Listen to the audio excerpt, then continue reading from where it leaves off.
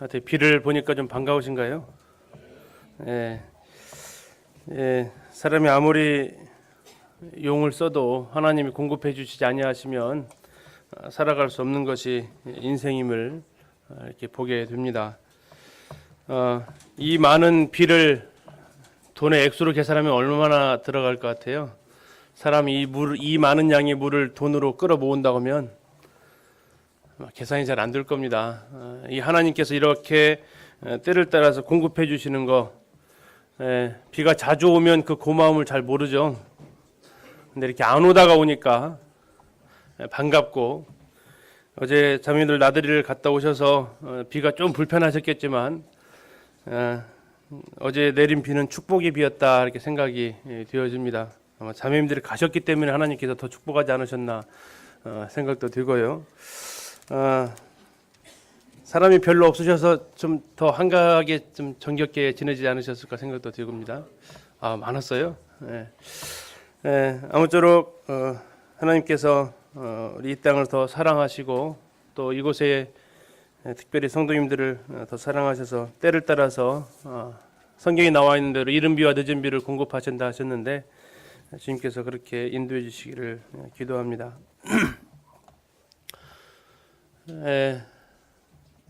오늘 지금 혹시 인천 남부 성도님들 다 오셨나요? 아직 아직 안 오신 것 같네요. 나중에 끝날 때쯤 한번 소개하겠습니다. 오늘은 느헤미야를 통해서 보고 있는 교회 회복의 원리 6번째 시간이 되겠습니다. 첫 번째 1장 1절부터 4절까지를 통해서 이민 3세에 해당되는 이스라엘은 가보지도 못했고 페르시아에서 태어나서 그곳에서 살던 느헤미야, 부족할 게 없었죠. 궁중에 취직을 했기 때문에, 지금으로 말하면 청와대에 취직을 한 거 아닙니까? 부족할 것이 없고 그렇게 살아도 누가 손가락질할 일도 없는 그 느헤미야.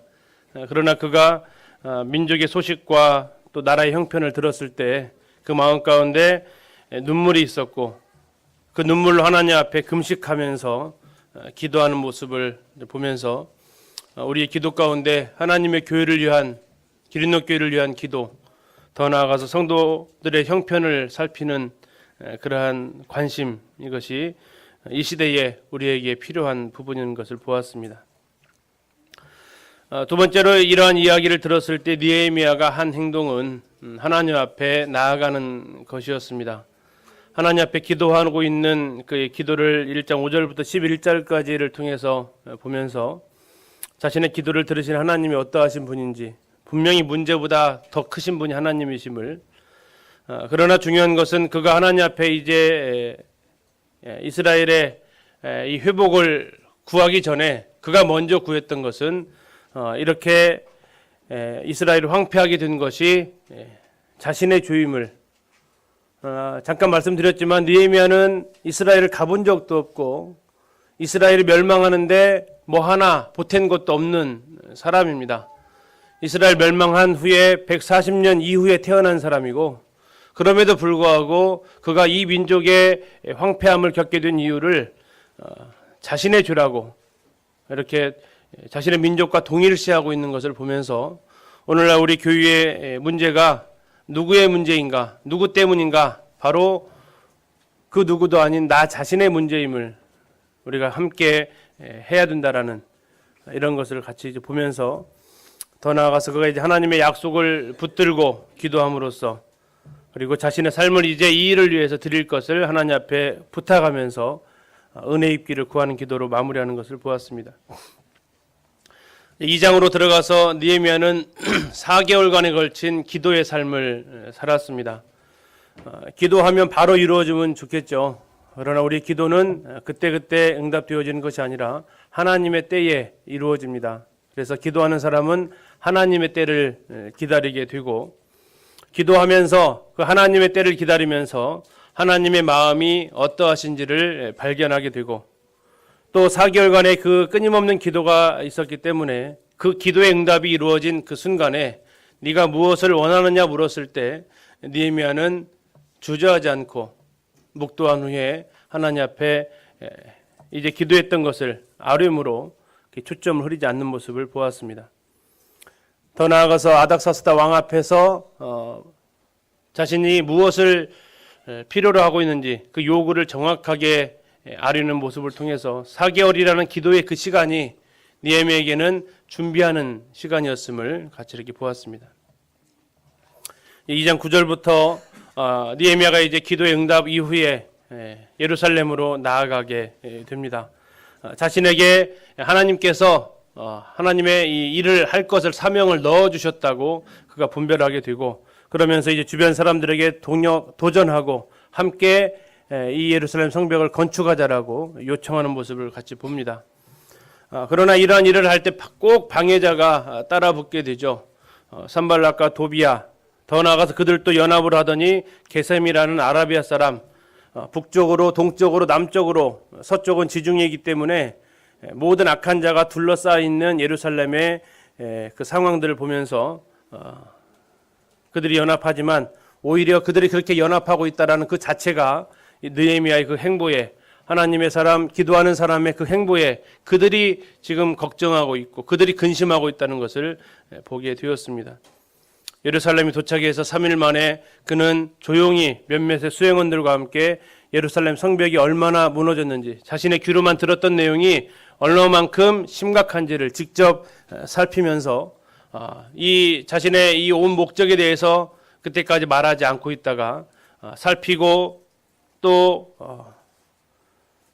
말하는, 그래서 말하기 전에 행동하고 행동하기 전에 탐색하고 살펴보면서 그 후에 자신이 이곳에 온 목적에 대해서 분명하게 이야기하고 일어나서 함께 건축하자라고 도전하는 모습을 보았습니다. 그리고 지난달에 3장을 통해서 5번째 시간에는 어떻게 그럼 이런 회복의 모습들이 이루어져 가게 되느냐, 4가지를 그때 살펴보았습니다. 인도자들의 모범에서 대제사장의 먼저 실천하는 그 모습에 시작이 되었고, 대제사장의 일어나서 건축하자라는 그 리더십에 함께한 제사장들이 파트너십으로 협력하는 이런 모습을 보았습니다. 그리고 많은 사람들의 그 이름을 통해서 우리는 각각의 자기의 맡겨진 일들의 책임감 있는 모습을 보게 되고, 더 나아가서 주변에 있는 성도들, 먼 거리에 있던 여리고 사람들이 나오게 되고, 다음 세대와의 이런 연합을 통해서, 관계 형성을 통해서 이 회복은 지속되어진다는 것을 살펴보았습니다. 자, 그리고 이제 마지막 3장에 나타나 있는 동역을 통한 회복의 실제 5번째가 되겠는데요. 지난 시간에 이제 이 부분을 하지 못했었습니다. 자, 같이 한번 펠로우십은 빼고 읽겠습니다. 시작. 예, 교회 회복은 앞선 인도자나 또는 동역자들 또 이런 책임감의 연합뿐만 아니라 제일 중요한 부분은 바로 모든 성도의 참여 속에서 교회는 회복되어지는 것을 우리는 3장을 통해서 볼 수 있습니다. 그러면 좀 세부적으로 좀 어떤 성도들이, 어떠한 이스라엘 백성들이 이 회복의 과정에, 이 성벽의 건축 과정에 참여를 했는지를 같이 이렇게 좀 보도록 하겠습니다. 느헤미야 3장 5절에 보면 자, 어떤 사람들이 나옵니까? 빨간 글씨로 써 있습니다. 자, 어떤 사람들이 나와요? 자꾸 말씀을 하셔야 졸지 않거든요. 자꾸 말씀을 좀 하십시오.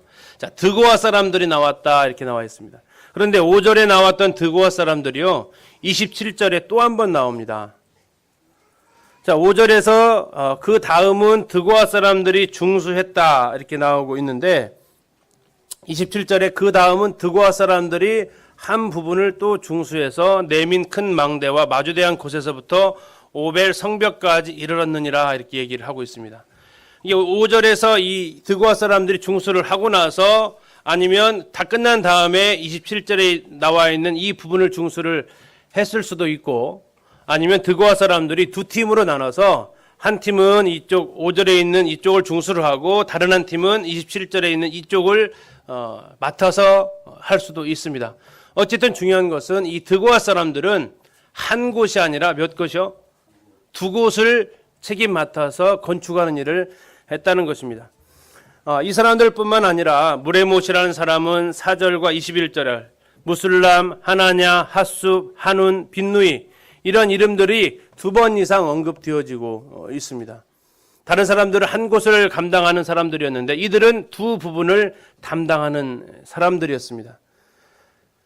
자신들에게 맡겨진 부분 이외에도 다른 지역까지 힘이 남아서 하는 게 아니라 힘에 지나도록 하는 이런 수고를 하고 있음을 보게 됩니다. 내가 2배로 수고하게 되면 누군가는 쉼을 얻을 수 있습니다. 반대로 하면 내가 쉬고 있다면 어떤 일이 벌어집니까? 누군가는 2배로 고생하고 있음을 우리는 기억해야 합니다. 2배로 고생하고 계십니까? 잘 하고 계십니다. 성경이 아름다운 모델로 제시하고 있습니다. 혹시 쉬고 계십니까? 그러면 누군가는 2배, 3배로 내가 맡은 부분까지 수고하고 있다는 것을 기억하여 주시면 좋겠습니다. 그렇다면 이제 나에게 맡겨진 부분을 내가 감당을 해야 될 것을 생각해 주시면 좋겠습니다. 잘 아시는 대로 우리 양원 선생님 다리를 다쳤죠. 덕분에 지금 학교도 안 나가고 편히 쉬시고 계시는데 저도 다리 배구하다 다쳐가지고 한 달을 쉬어봤거든요. 그런데 제가 그때 오른쪽 다리를 다쳤습니다. 처음에 다쳤을 때는 오른쪽 다리가 그렇게 아팠어요. 디디도 못할 정도로. 평소에도 제 다리는 제일 불쌍한 다리입니다. 모든 성도님들 다리보다 제 다리는 고생을 더 많이 하는데요. 이 체중을 두 쪽에 싣다가 이제 한쪽으로만 다녀야 되잖아요. 디디지를 못하니까. 결국은 이제 제 목발까지 휘어지는 일이 벌어지기도 했었는데 약하더라고요 이게. 제일 처음에는 오른쪽 다리만 아팠어요. 제일 처음에는. 그런데 한 일주일 지나니까요. 어디가 아플까요? 다치지도 않은 다리가 왜 아파요? 그쪽으로 힘을 주다 보니까 오른쪽 다리가 아닌 왼쪽 다리가 아파오기 시작했습니다. 오른쪽 다리는 다친 이후로 편히 쉬더라고요. 물론 닿으면 아프긴 합니다. 그런데 다치지도 않은 왼쪽 다리가 일주일 정도 지나니까 발목이 쉬고 고통을 당하는 것을 경험을 하게 되었습니다. 아마 우리 양원 선생님도 경험하지 않았으리라 생각이 드는데 어디 그러십니까? 그래도 저보다는 좀 덜 아플 거예요, 그 다리가. 이와 같습니다. 내가 쉬고 있다면, 오른쪽 다리가 쉬고 있었습니다. 그랬더니 그 모든 체중을 왼쪽 다리에 감당을 하게 되면서 그 고통이 2배로. 왜? 그 모든 체중이 양분되던 것이 한쪽으로 쏠리게 되니까 그 고통이 2배가 된다는 것입니다. 우리 교육 가운데 이 2배로 수고하시는 분들을 한번 떠올려 보십시오. 하나의 부서에서도 활동하는 것도 쉽지 않은데 2개 이상의 부서에서 수고하시는 분들을 우리 성도님들 한번 생각해 보십시오. 그들은 성경에 나와 있는 드고아 사람들, 무레몬, 무술람, 하나냐, 핫소바, 한운, 빈누이처럼 하나님의 이름, 하나님께서 기억하고 계시다는 것을 위로받으시기 바랍니다. 느헤미야 3장의 그 많은 이름들을 기록하시면서 왜 하나님이 그렇게 하셨을까요? 대제사장 엘리야십의 많은 성도들이 성벽을 건축하였더라. 이렇게 하면 쉽잖아요. 그런데 하나하나 이름을 들어가면서 드고아 사람들 저쪽에 있었는데 여기 또 있네 하면서 한 번 더 기록을 해줍니다. 뿐만 아니라 다른 많은 사람들의 이름들이 그렇게 기록이 되어지는데요. 우리 성도님들이 2배로 섬기고 있다면 그 2배의 섬김이 하나님의 기록 속에 남아있다는 것을 기억하십시오. 그리고 그것으로 이루어지시기를 바랍니다. 더 나아가서 혹 내가 나의 쉼으로 말미암아 다른 형제 자매들이 2배로 수고하고 있다라는 생각이 혹여나 드신다면, 혹 드시기를 바랍니다. 혹여나 드신다면 이제 앉아있지 마십시오. 3장 1절에 우리가 보셨던 것처럼 함께 일어나십시오. 그래서 교회를 회복시키는 이 일에 하나님께서 나에게 맡겨주신 이 부분을 가지고 함께 우리가 동역해 가시기를 바랍니다. 두 부분을 담당하는 이러한 아름다운 손길, 이러한 수고들이 성벽을 52일 만에 완성하고 건축되는 일에 수고되어졌음을 인해서 우리는 나에게 맡겨진 이 부분으로 인해서 다른 사람들이 두 배의 고통을 당하지 않도록, 또 혹 내가 두 배의 고통을 당하고 있다면 다른 한 성도는 놀고 있는 게 아닙니다. 아파서 그런 거예요. 제가 왼쪽의 다리를 보면서 오른쪽 다리한테 너도 좀 발 좀 디뎌라 했겠습니까? 자, 왼쪽이 이제 지칠 대로 지쳤다. 아픈 너라도 좀 디뎌라. 그렇겠어요? 아니죠. 회복될 때까지 기다려줍니다. 그래야만 오래 갈 수 있거든요. 회복되지도 않았는데 왼쪽 다리 힘들다고 오른쪽 다리 걸어가면 어떻게 되겠습니까? 이제 아주 못 쓰게 됩니다. 혹 두 배로 수고하고 계시다면 조금만 더 힘을 내주십시오. 한쪽 다리가 회복 중에 있습니다. 그리고 회복되어지면 함께 걸어갈 수 있습니다. 자, 두 번째 사람들은 8절에 나오는 사람들인데요. 금장색 할헤야 아들 누구예요? 우시엘. 좀 이름 좀 불러주세요. 참 귀한 사람들입니다. 그 다음은 향품 장사 누굽니까? 하나냐. 자, 우시엘, 하나냐. 뭐 지금 안 불러보면 언제 불러보시겠어요, 그죠? 나중에 천국 가서 한번 만나보십시오. 자, 우시엘, 하나냐 한번 만나보십시오. 자, 그들은 어떻게 공사 현장에 어울리는 직업입니까? 금장색 하는 사람, 향품 장사 하는 사람, 공사 현장에 잘 어울리는 직업인가요? 아니, 좀 이상하죠.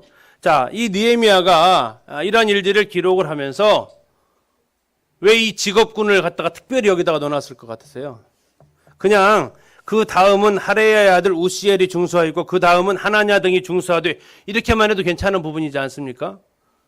그런데 느헤미야는 그 모습들을 보면서 그들이 평소에 하던 그 직업을 살폈다라는 거예요. 어울리지 않는 직업입니다. 어쩌면 이 성벽 공사 해보신 적이 없죠. 그럼 어쨌든 뭐 공사판에서 일해보신 분은 아실 거예요. 그것이 어떠한 작업 환경인지. 아파트 벽돌 쌓는 것보다 더 험한 환경 아닙니까? 자, 그 험한 환경 속에서 금장색이 일을 했대요. 자, 금장색은 다시 말하면 금 세공업자입니다. 자, 금 세공업자의 그 손은 어때요? 섬세해야 돼요. 뭐 금이 흔한 거 아니잖아요. 그죠? 금은 아주 귀하기 때문에 작은 것에다가 세공을 해야 되는 그런 작업입니다. 그래서 그 손놀림 하나하나가 매우 정교해야 되는 그런 사람인데 만약에 그러다가 일하다가 벽돌 나르다가 돌 나르다가 손 다치면 어떻게 될 것 같아요? 그죠? 이제 직업 접어야 되죠. 만약에 하다가 돌에 손 하나가 껴가지고 검지손가락이나 손가락이 껴가지고 다쳐버렸다 그러면 이제 이후에 자기 직업 전선에 막대한 지장을 끼치는 사람이에요. 그랬던 금장색이 부담을 안고서도 지금 이 성벽 공사에 함께 했다라는 기록입니다.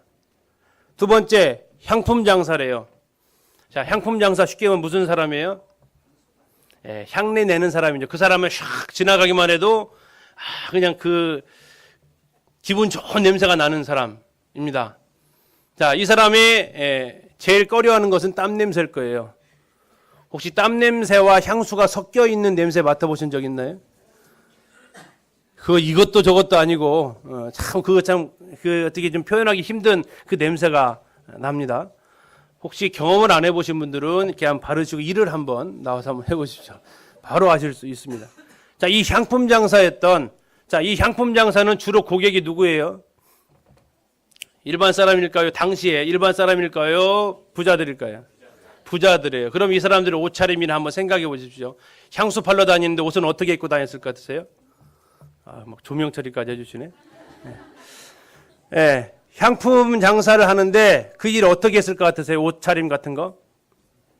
아주 좀 쉽게 해서 값지게 입었을 것입니다. 그리고 부자들을 상대하다 보니까 험한 일을 하지 않은 그의 손은 어땠을 것 같으세요? 향수 만지는 사람들의 그 손? 보드랍겠죠. 그래야 이 샘플로 보여줄 거 아니에요. 향수 불러고 보여줬는데 거칠었다. 그거 물건 누가 사겠습니까? 안 사죠. 자, 그래서 그들에게는 정말 어울리지 않는 직업, 그 직업을 가지고 이 공사 현장에 있다라는 것은 어울리지 않는 직업입니다. 그들은 이제 향수의 그 냄새를 잠시 뒤로 미룹니다. 그리고 그들이 택한 것은 땀 냄새입니다. 하나님의 성벽 공사를 하는 데 있어서 이제 그들은 향수 냄새를 풍기는 것을 중지하고 땀 냄새로 그들의 몸을 적시기를 선택한 사람입니다. 하나님의 일에 남녀노소가 따로 없습니다. 하나님의 일에 빈부귀천도 따로 없습니다. 하나님의 일에 우리는 어울리지 않는, 나에게 어울리지 않는 일은 아무것도 없습니다. 그래도 내가 누군데, 그래도 내가 사장인데, 그래도 내가 이 나이에. 아닙니다. 하나님의 일은, 하나님의 교회의 일은 만왕의 왕이신, 만주의 주이신 그분이 통치하시는 하나님의 교회에서 그 하나님의 일을 하는 데에는 나이 관계 없고 직업 관계 없고 재물 관계 없습니다.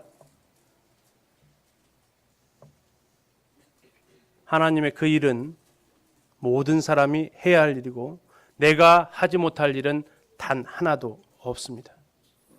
내 직업 때문에요? 아닙니다. 내 나이 때문에요? 아닙니다. 내 사회적 지위 때문에요? 못합니까? 아닙니다. 그 일은 더 귀합니다. 내 직업보다 더 귀한 일이고 내 나이보다 더 소중한 일이고 그 무엇과 비교할 수 없는 일이 바로 하나님의 일이고 교회의 일입니다.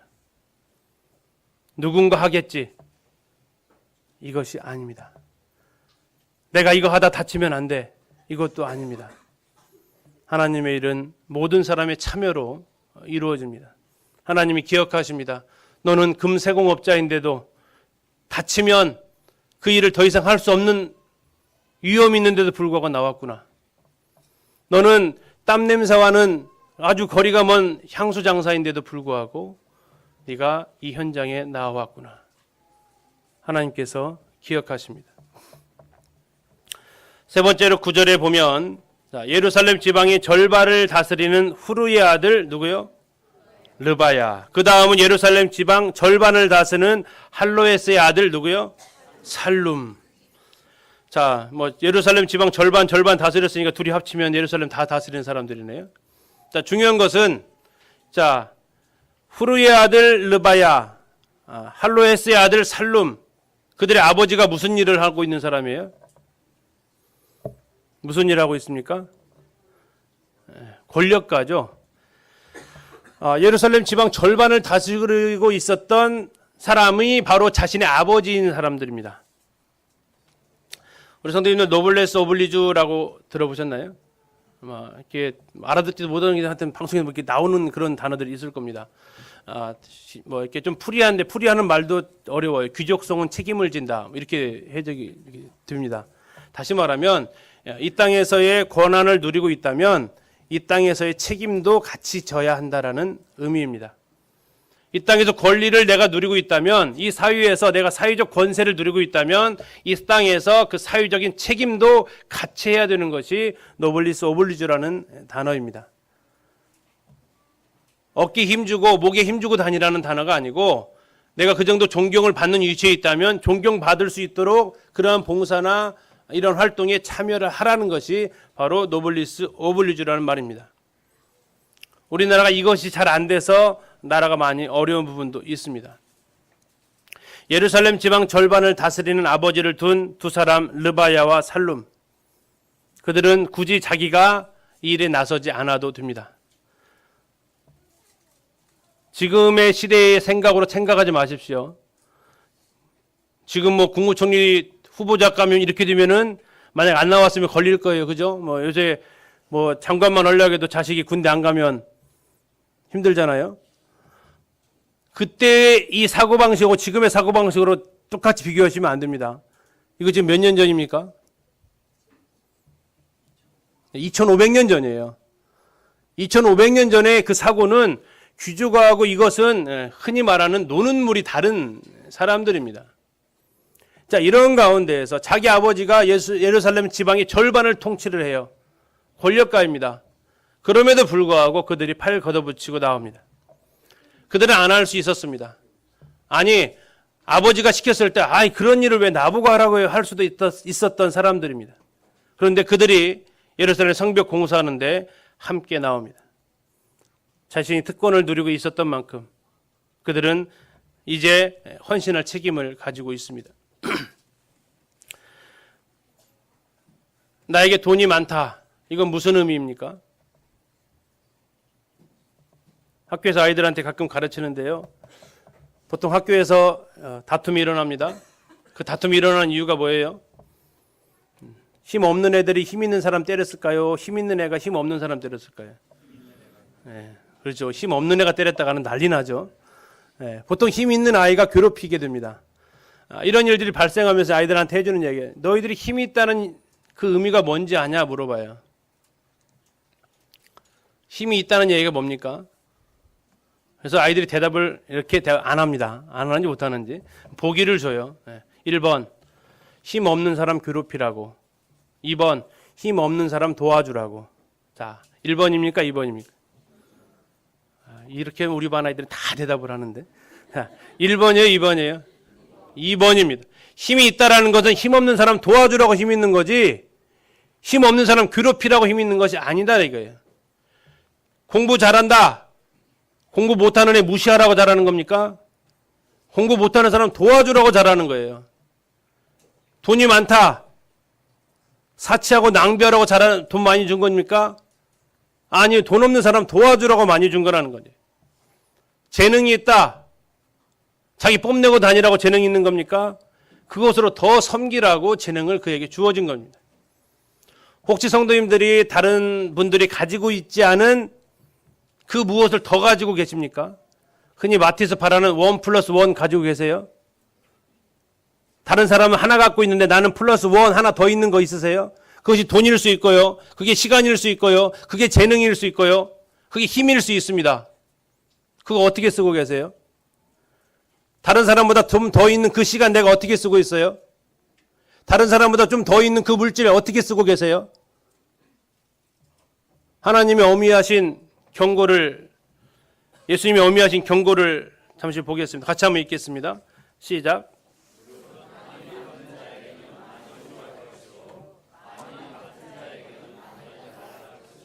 누가 하신 말씀이에요? 예수님이 직접 하신 말씀입니다. 예수님 직접 말씀하십니다. 무릇 많이 받은 자에게는 내가 많이 요구할 것이라고 말씀하셨어요. 많이 맡은 자에게는 내가 많이 달라고 할 것이라고 요구하셨습니다. 1달란트 받은 자, 아니 2달란트 받은 자 몇 달란트 남겼어요? 2달란트 남겼습니다. 5달란트 받은 자 몇 달란트 남겼어요? 5달란트 남겼어요. 저는 한번 생각해 봤어요. 5달란트 맡은 자가 주님 제가 수고해서 2달란트 벌어왔습니다. 주님 뭐라고 했을 것 같으세요? 물론 성경에 나와 있지 않기 때문에 그 이상의 추측은 하지 않겠습니다. 그러나 그다지 칭찬받지는 않았을 것 같습니다.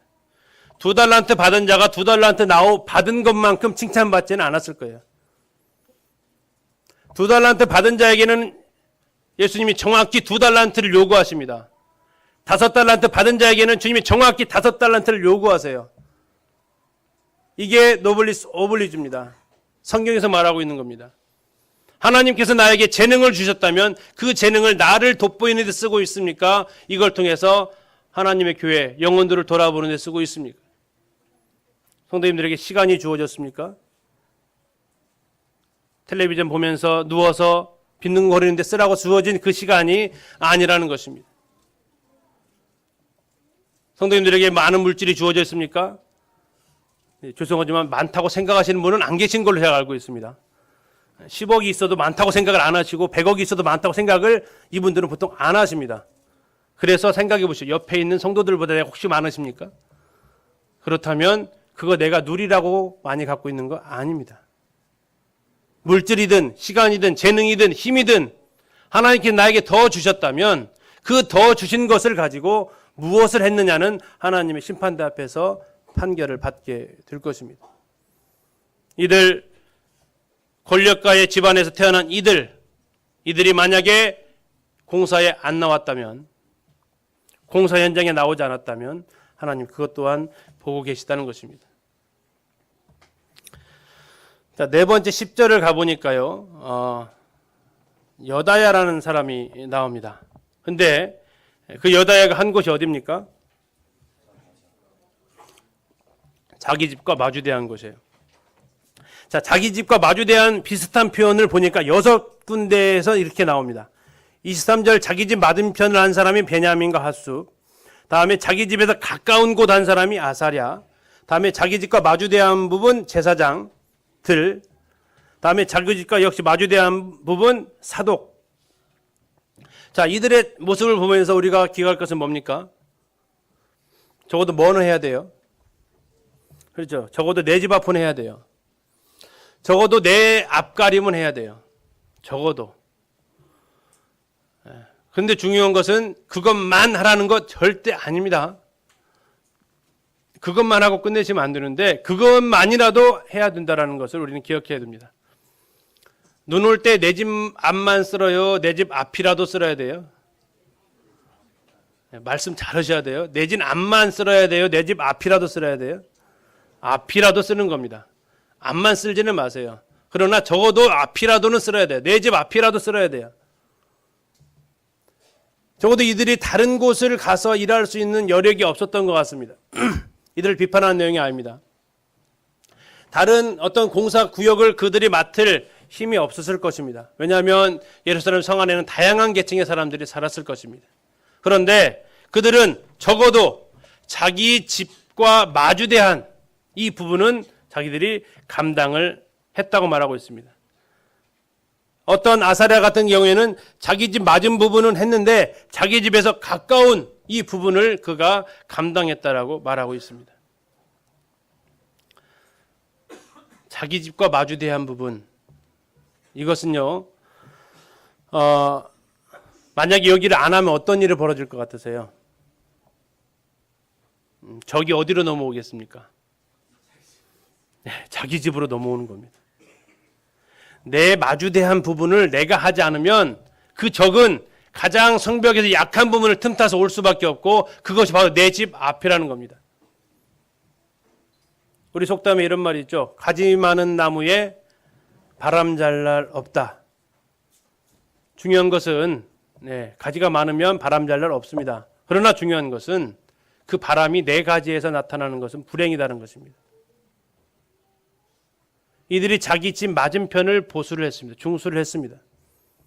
왜요? 이 집 내 맞은편 중수하지 않으면 적군의 침입이 내 집 쪽부터 공략해서 들어오고 내 집은 초토화가 될 것입니다. 우리 성도님들의 적어도 해야 될 것은 내 신앙의 앞가림입니다.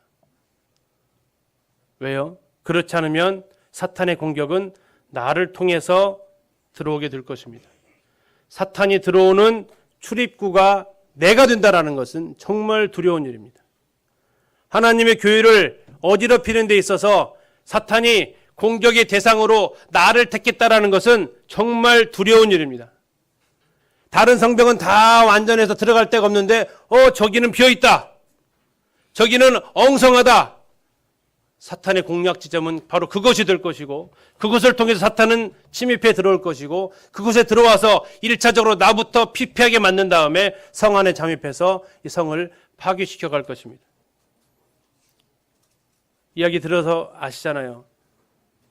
그 큰 댐에 무너지는 것이 뭐에서부터 시작합니까? 작은 구멍에서부터 시작을 합니다. 호미로 막을 것을 가래로 막지 말라는 어른들의 속담도 있습니다. 내 맞은편, 내 집에서 가까운 부분, 이건 아마 내 남편, 내 자녀, 내 아이들 해당되는 부분일 것입니다. 내 맞은편은 곧 자기 집, 내 마주대한 곳은 내 형편일 것입니다. 내 개인의 신앙 삶, 더 나아가서 내 자녀들의 그 신앙의 삶을 돌아보십시오. 성경에서는 자녀 교육의 책임을 교사들에게 묻지 않습니다. 교사들에게 해방구 주려고 하는 건 아닙니다. 누구에게 묻습니까? 부모에게 묻습니다. 자녀 교육의 1차적인 책임은 부모에게 있습니다. 성경에서는 부모들이 자녀들을 가르쳐야 한다고 말씀하고 있습니다. 가르쳐야 하기 위해서는 잘 배우셔야 합니다. 자녀를 가르치기 위해서라도, 자녀들을 살리시기 위해서라도 여기 계신 우리 형제 자매들이 하나님의 말씀을 배우셔야 되고 아셔야 됩니다. 이게 바로 내 집을 지금 중수하는 것이고, 내 집과 가까운 부분, 내 집과 마주대한 부분을 내가 지금 중수하는 것입니다. 제발 사탄이 나로 인해서 이 교회를 공략하는데 쓰임받지 않도록, 내가 신앙에 대해서 무너짐으로 말미암아 그 여파가 내 가족 그리고 내 교회까지 영향이 들어와서 그들의 출입구가 되지 않도록 적어도 내 집에서 가까운 부분, 자기 집, 마주대한 곳, 집 맞은편, 가까운 부분, 이것만이라도 우리는 해 나가야 합니다. 그런데 이것을 시작하신 분들은, 이 자기 집을 시작하신 분들은 옆에 있는 성도들에게 관심을 쏟을 수밖에 없습니다. 그래서 그 옆에까지 더 나아갈 수 있습니다. 자기 집과 가깝다는 것은 얼마든지 시간이 더 효율적으로 쓸 수 있는 거고요. 연장 가지러 금방 갔다 올 수 있잖아요. 그죠? 필요한 거 재료 가지러 금방 갔다 올 수 있는 곳이 자기 집과 가까운 부분입니다. 내 신앙을 잘 돌볼 수 있는 사람은 소그룹 리더도 아니고 장로들도 아니고 자기 자신이에요. 가장 효율적입니다. 내 삶 속에서 무엇이 무너졌는지, 이 부분은 다음에 좀 더 자세히 좀 보도록 하겠습니다. 적어도 내 집, 적어도 내 집과 마주대한 곳, 더 나아가서 내 집에서 가까운 부분, 이 일에 우리가 중수하는 일에 마음을 써주셔야 됩니다. 바람 잘 날 없는 나무에서 중요한 것은 어느 가지는 바람을 막는 가지 역할을 한다면 어느 가지가 바람에 요동하는 가지 역할을 한다는 것입니다. 중요한 것은 내가 그 역할이 안 되기를 기도하시면서 내 집 맞은편을 중수하셔야 될 것입니다. 그 다음 이제 3장 12절에 가니까 아까 나왔던 사람이 또 나오는데요. 참 존경스러운 사람인데, 물론 아들과 딸만 지금 언급을 하는데 할로에스라는 이 사람을 또 한번 생각을 좀 해보기도 합니다. 앞에서 잠깐 나왔던 예루살렘 지방 절반을 다스린 할로에스, 그에게는 아들과 딸들이 있었나 보는데 아까는 이제 살룸이 언급이 됐고 지금은 이제 그의 딸들이 중수했다라고 나오고 있습니다. 아들 없으면 누구라도요? 딸이라도. 아니, 더 나아가서 이제 아들이 있건 없건, 여기 분명 아들도 있었습니다. 아들이 있건 없건 그 딸들이 이 공사에 참여했다고 나오고 있습니다. 우리 여기 자매님들 막노동판에 가서 일하라면은 기쁜 마음으로 가시겠습니까? 그건 힘 있는 남자들이 해야지. 뭐 그러지 않겠어요? 근데 이 딸들이요, 뭐 오빠인지 동생인지 모르겠지만 이 살룸을 따라서 함께 나갑니다. 이 공사 현장에 정말 눈에 띄는 인물들 아니겠습니까? 다 그냥 시커먼 남자들인데, 이 여자들이 이 공사 현장에 나와 있다라는 것은 아마 느헤미야의 눈에도 번쩍 뜨였을 거예요. 저 사람들은 여잔데 하면서 그들의 눈이 아마 뜨여졌을 것입니다. 아들 살룸과 함께 데리고 나온 그의 딸들을 생각하면서 우리는 하나님의 일을 함에 있어서 안 할 핑계를 찾고 계십니까? 할 방법을 찾고 있습니까? 그렇죠. 아멘입니다. 할 방법을 찾으셔야 돼요. 할 방법. 안 할 핑계는요, 많을까요? 적을까요? 많습니다. 안 찾아도 돼요. 안 할 핑계는요, 많아요. 오늘 내가 피곤해부터 시작해가지고 오늘 내가 바빠부터 시작해서 안 할 핑계는 되게 많습니다. 그죠? 한 99가지는 안 할 핑계일 거예요. 그런데 할 방법은 찾아야 돼요. 우리 성도님들 시베리아 불꽃이라는 책 혹시 읽어보셨나요? 그 책으로 제가 기억을 하는데 거기 이런 구절이 나왔어요. 시베리아 성도들은 집회에 나올 그 순간에 쉽지 않죠. 공안의 감시를 뚫고 나와야 되잖아요. 그 순간에 9가지 못 갈 이유가 있대요.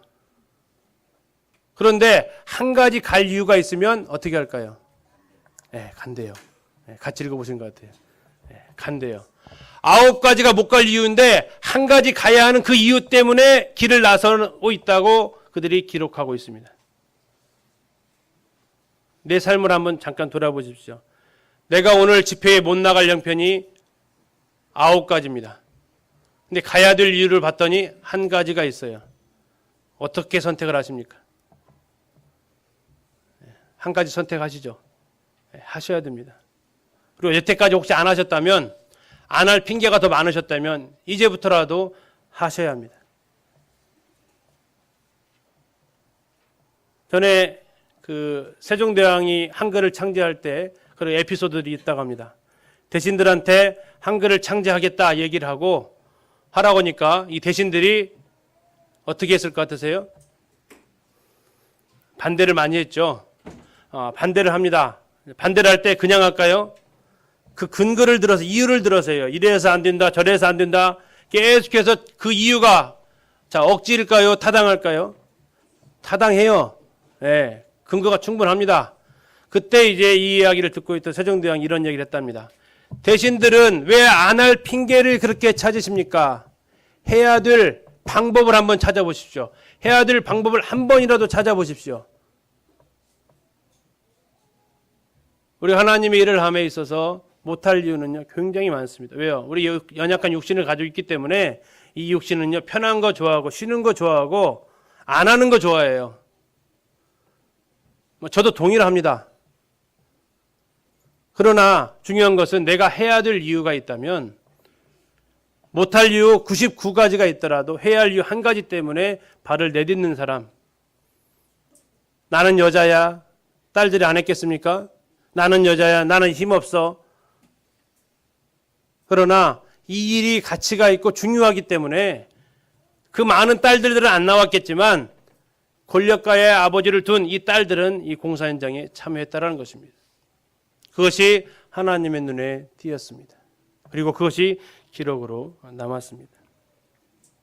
교회를 세우고 회복하는 일. 나는 나이가 많아서. 나는 아는 게 없어서. 나는 시간이 없어서. 안 할 핑계를 찾지 마십시오. 내가 할 수 있는 일이 무엇인지 그것을 찾으십시오.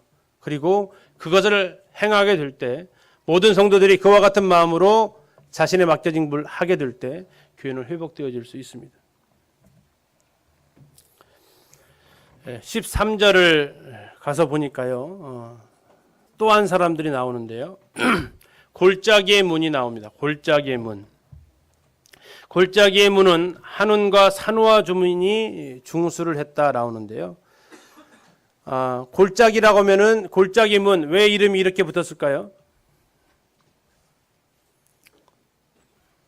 그렇죠. 골짜기 있는데 있기 때문에 그래요. 쉽습니다. 골짜기 쪽이 있기 때문에 골짜기 문인데요. 자, 평지의 문을 공사하실래요? 골짜기 문 공사하실래요? 선택을 해야 된다면 어디로 가실래요? 그렇죠. 일단 일을 하긴 하는 거니까. 양태형님은 골짜기를 선택하실 줄 알았는데. 그렇죠. 그렇죠. 그렇죠. 이거 설교를 해보신 분이라 달라요. 골짜기의 문은 쉽지 않은 영역입니다. 아시잖아요. 골짜기 어떻게 생겼을지. 경사가 급한 곳이고요. 난공사 지역입니다. 근데 거기를 이 사람들이 했는데 누가 했냐면 산호와 주민이 했대요. 그리고 문을 세우고 문짝 달고 자물쇠 빗장 갖추고 또 어디까지요? 분문. 이 분문 어디예요? 영어로 하면 덩게이트입니다. 덩하고 우리 한글하고 좀 비슷해요. 덩게이트가 뭐예요? 그렇죠. 똥게이트예요. 똥게이트. 똥문입니다. 거기까지 거리가 얼마래요? 거리가 1000규빗이래요. 자, 규빗은 손가락 검지 끝에서부터 여기까지의 거리입니다. 그래서 규빗은 사람마다 다 다르죠. 그죠? 그래서 이제 제가 재는 규빗하고 여기 있는 성도님들 재는 규빗이 아마 다를 겁니다. 표준적인 자가 안 나왔을 때의 길이 재는 방법이에요. 자, 이 규빗이 그래서 보통 45에서 50cm 이 정도, 구약과 신약의 길이가 좀 다릅니다. 그 시대 사람들의 평균 신장에 따라서 아마 달랐던 것 같기도 해요. 그럼 어쨌든 약 45cm, 계산하기 쉽게 하면 50cm로 잡아보겠습니다. 1000규빗을 했대요. 자, 얼마를 한 겁니까? 잠시 수학 계산을 좀 해야 됩니다. 1000 곱하기 0.5m. 우리 수학 선생님 김다래 자매님 몇 미터? 예, 역시 수학 선생님. 예, 바로 암산 나왔습니다. 500m. 예, 최하 450. 최하 450, 45cm로 잡으면 최장 500m. 이 가장 긴 거리입니다. 이들이 맡았던 영역 중에서 예루살렘 성벽을 공사했던 사람들 그 영역 중에서 가장 긴 부분, 다음에 가장 공사가 어려운 부분, 골짜기문. 근데 이것을 맡은 사람이 누구라고요? 누구요? 한운과 산후와 주민이래요.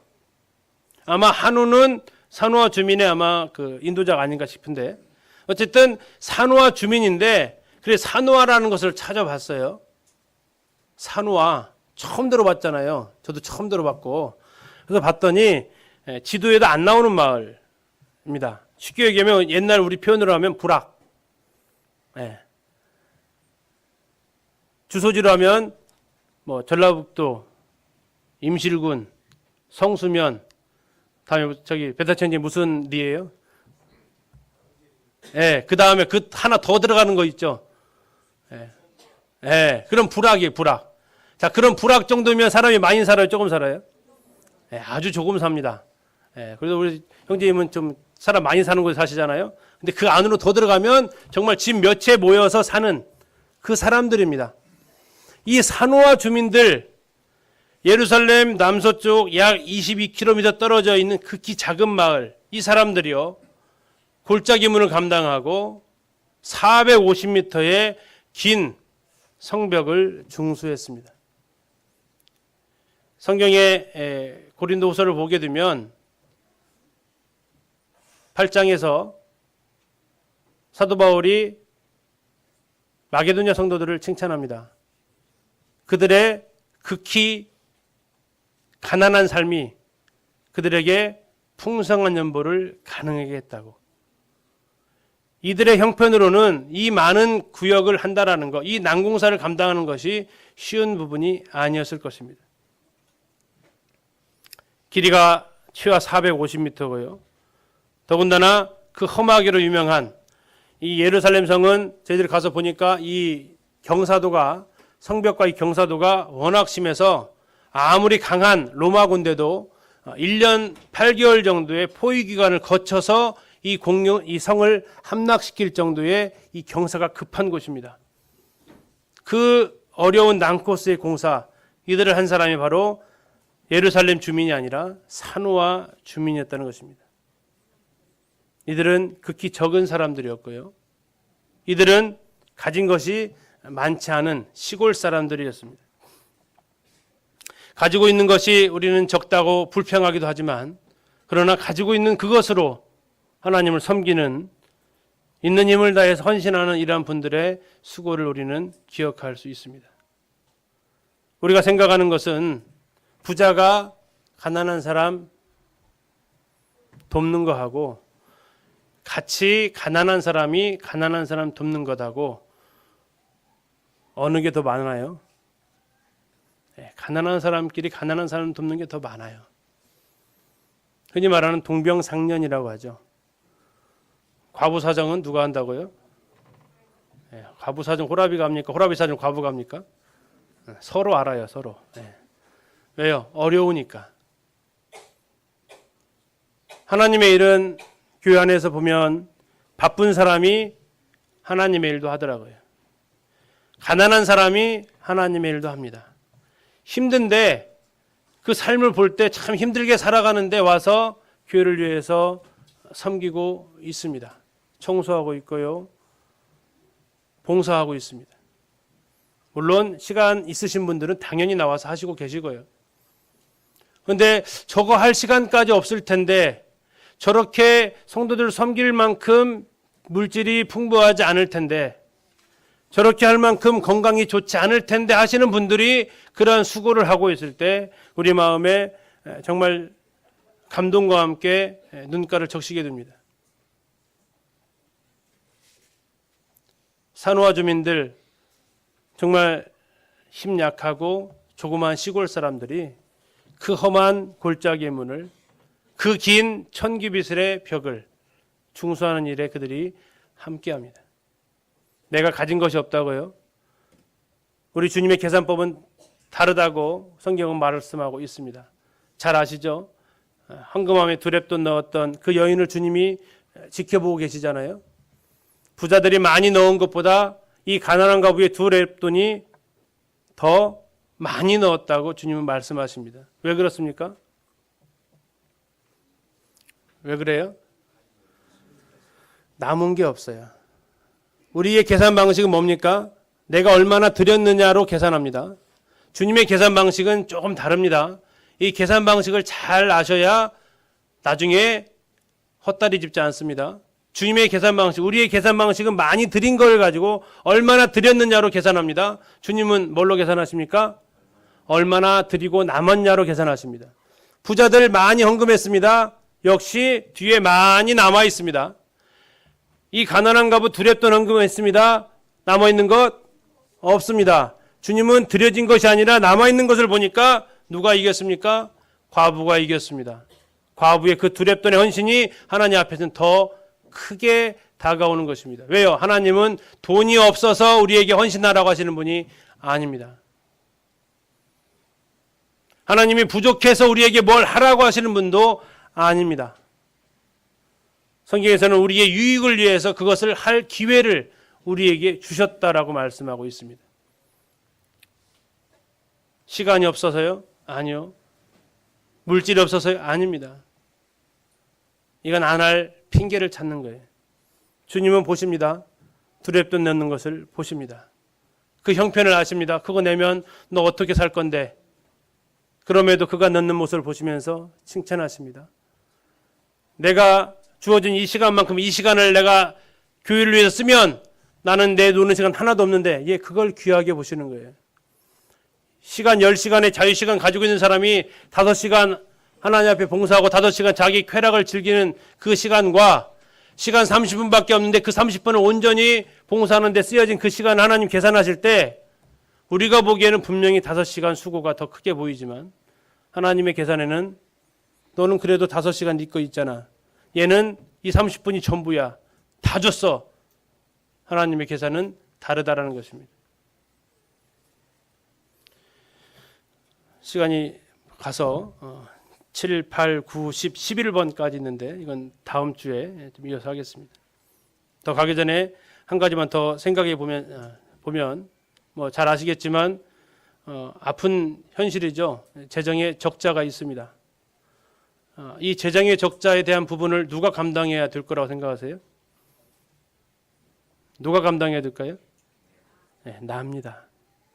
돈이 없다고요? 예, 괜찮습니다. 500원, 1000원부터라도 우리가 시작하면 좋겠습니다. 우리 학생들 내일 아니라고요? 아니요. 내가 한번 CU 가서 먹고 싶은 거 그거 아껴서 하나님 앞에 헌금 한번 합시다. 하나님 앞에 가서 내가 사 먹고 싶은 거 오늘 점심시간에 혹시 커피니 가실 겁니까? 그 돈 아껴봅시다. 하루만. 그래서 그거 하나님 앞에 헌금을 한번 해봅시다. 그런다고 제가 CU 커피니 앞에서 지키고 있지 않겠습니다.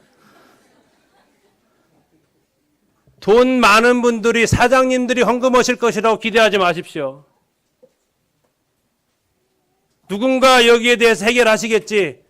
그전에는 그렇게 해왔습니다. 목돈이 들어와서 그 어려움들을 해결했습니다. 근데 주님이 3, 4개월 동안 이것을 계속해서 문제로 지금 교회 안에 던지고 계십니다. 상로인지는 고민하면 도대체 왜 이런 부분들이 채워지지 않을까? 그래서 개인적으로 생각을 좀 해봤습니다. 이제 주님은 그런 식으로 한두 명의 헌신으로 이것을 메꾸기를 주님이 원하시지 않는 것 같습니다. 이제는 우리 모두가 이 일에 관심을 두고 이 일에 우리 모두가 참여하기를 주님은 원하시는 것 같습니다. 형편이 되는 것, 한번 외식할 거, 이번 주 외식할 거 한번 아끼셔서 그 액수를 가지고 하나님 앞에 드리십시오. 산호와 주민처럼 내가 가진 것이 없으니까 여기에서 나를 스스로 열애시키지 마십시오. 헌금하면서 100원짜리, 500원짜리 동전이 보이기를 원합니다. 제가 학교 다니는 그 시절에는 헌금하면 회수권도 나왔어요. 학생들이 하나님 앞에 드리고 싶은데 드릴 것이 없으니까 뭐 그때 같은 용돈 받는 시절도 아니기 때문에 드릴 게 없으니까 내가 2정거장, 3정거장 걸어가고 그 걸어간 나머지 돈을 갖다가 헌금함에다 회수권으로, 우리 학생들 회수권도 모르죠? 넣었습니다. 경험하셨잖아요. 들어보셨잖아요.